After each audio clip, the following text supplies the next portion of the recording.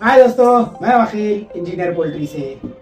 आज हम सीखेंगे कि इंक्यूबेटर में से बच्चे निकालने में और खुड़क मुर्गी, ब्रूडी हैन, नाटी मुर्गी जो होती है, प्योर देसी या गौरान, जो भी नाम ले लो, उसके नीचे से बच्चे निकालने में और ब्रूडिंग करने में क्या फर्क होता है।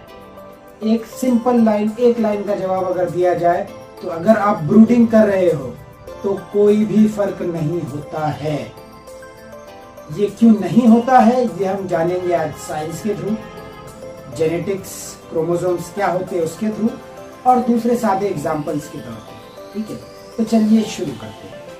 सबसे पहला ये जान लीजिए कि बहुत से हमारे पोल्ट्री फार्मर जो गांव देहात में रहते हैं वो खुड़क मुर्गी के नीचे मोर के बच्चे निकालते हैं, कुछ बतख के बच्चे निकालते हैं। मैंने खुद ने बतख के बच्चे भी निकाले, आपको वीडियो में दिख रहा होगा। तो आपको क्या लगता है वो बतख के बच्चे प्योर गौरान मुर्गी बन जाएंगे? वो मोर के बच्चे प्योर गौरान मुर्गी, नाटी मुर्गी, देसी मुर्गी बन जाएंगे? जवाब है नहीं। संगत का असर जरूर होता है, संगत का असर जरूर होता है कि वो बच्चे जो होंगे मुर्गी से जो चीजें सीखेगी वो अपनी जिंदगी में अपनाएगी। बट आज हमको जानना है कि हमने खुड़क मुर्गी के नीचे बच्चे निकाले, इनक्यूबेटर में से बच्चे निकाले और दोनों को उठाकर ब्रूडिंग में डाल दिया, या आपने कहीं से खरीद कर लिया है बिना माँ के बच्चे, तो क्या फर्क होता है? सबसे पहले तो ये जानिए, जब भी अंडा बनता है, जो भी मुर्गा मुर्गी की मीटिंग होती है, अंडा फर्टाइल होता है और उस अंडे में से जो चूजा निकलता है, तो उस अंडे के अंदर डीएनए जो होता है, जो हम बोलते हैं इसके खून में, ये बात है सादी भाषा में अगर बात करें तो इसके खून में ये चीज है। उसको साइंटिफिक टर्म्स में अगर बात करें तो उसको बोलते हैं डीएनए। तो मुर्गी का डीएनए ऑलरेडी पास ऑन हो चुका होता है कि वो कौन सी ब्रीड की मुर्गी निकलेगी या मुर्गा निकलेगा, जो बच्चा निकलेगा वो कौन सी ब्रीड का होगा, उसका सर का ताज कैसा होगा। तो ये पूरा डीएनए में इंफॉर्मेशन जाता है।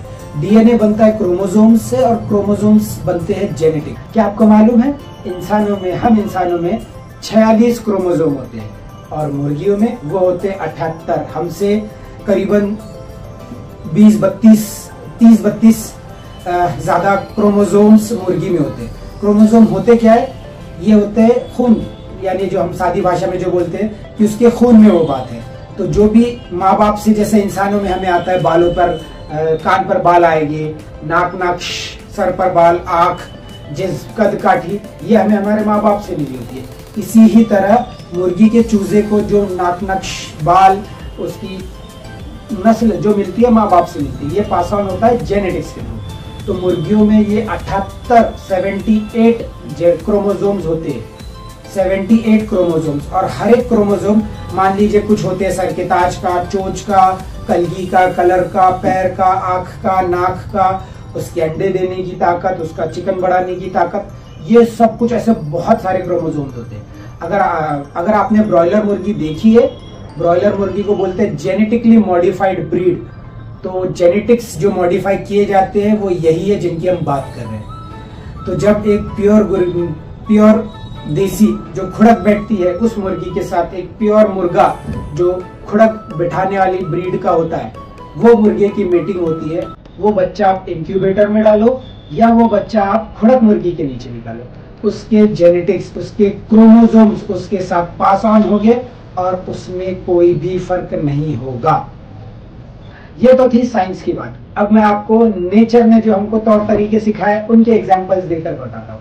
क्या आपको पता है, कुकू, कोयल, जिसको हम हिंदी में कोयल कहते हैं, वो चिड़िया खुद का घोंसला नहीं बनाती है। वो चिड़िया खुद का घोंसला नहीं बनाती है। वो क्या करती है? दूसरी चिड़िया के घोंसले में अंडे देती है और उस चिड़िया का काम होता है उसे बड़ा करना। अब जो वो बच्चा, उस कोयल का बच्चा जो अंडे से निकलेगा, उसके अंदर जो जेनेटिक्स, जो उसके खून में जो इंफॉर्मेशन पास ऑन होती है कोयल के थ्रू, तो सबसे पहला काम क्या करता है? आपका दिमाग बहुत चक्कर रह जाएगा, आप सोच भी नहीं पाओगे ऐसी चीज। वो बच्चा बहुत जल्दी निकलता है उस चिड़िया के बच्चों के पहले और वो अंडे बाहर फेंकना शुरू करता है। अगर वो चिड़िया है, उस चिड़िया के बच्चे उस घोंसले में, तो वो कोयल का बच्चा उस चिड़िया के बच्चों को बाहर फेंकेगा। आपको यहाँ साइड में वीडियो में दिख रहा होगा कि एक कोयल का बच्चा, भले मात्र 2 दिन 3 दिन का बच्चा है, 1 दिन का बच्चा है, उसको कैसे पता? आपको क्या लगता है कोयल उस घोंसले पर आकर उसको सिखाएगी? कोयल एक बार अंडा देने के बाद उस घोंसले पर जिंदगी में कभी नहीं जाएगी। और वो चूजा, उसके खून में, उसके जेनेटिक्स में ये इंफॉर्मेशन पास ऑन होती है कि उसको बड़ा होते ही जो घोंसला, जिस चिड़िया का घोंसला है उसके अंडे बाहर फेंकना है। जब बच्चा पैदा होता है उसमें क्या क्या, उसके खून में क्या क्या चीजें होती है आपको पता है? कोई भी मुर्गी का बच्चा लाल कलर को अट्रैक्ट होता है, लाल कलर को।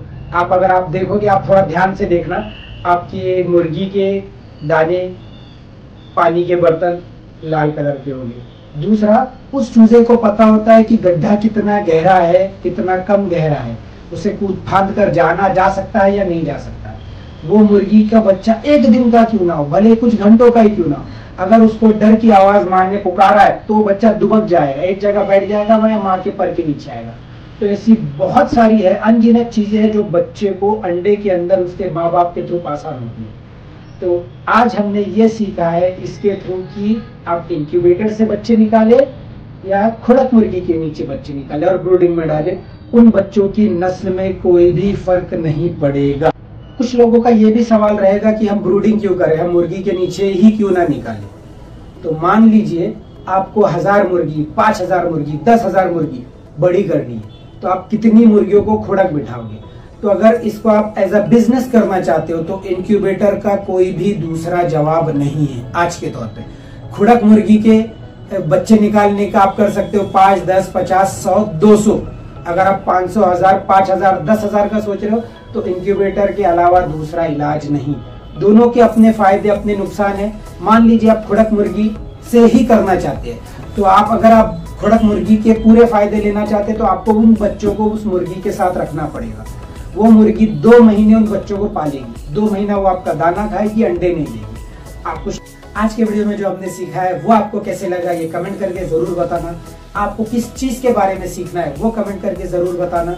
वीडियो कैसे लगा, आपकी क्या राय है इसके बारे में जरूर बताइएगा। हिंदी, इंग्लिश, उर्दू, तमिल, तेलुगु, जो भी भाषा में आप बोल सकते हो बिल्कुल बोलिएगा। अब सुनने के लिए बैठे हैं, ऐसे ही और भी वीडियोस आना शुरू हो गए। स्टूडियो बन रहा था, स्टूडियो तैयार है और लॉन्ग वीडियोस आते रहेंगे। तो चलिए मिलते हैं अगले वीडियो में।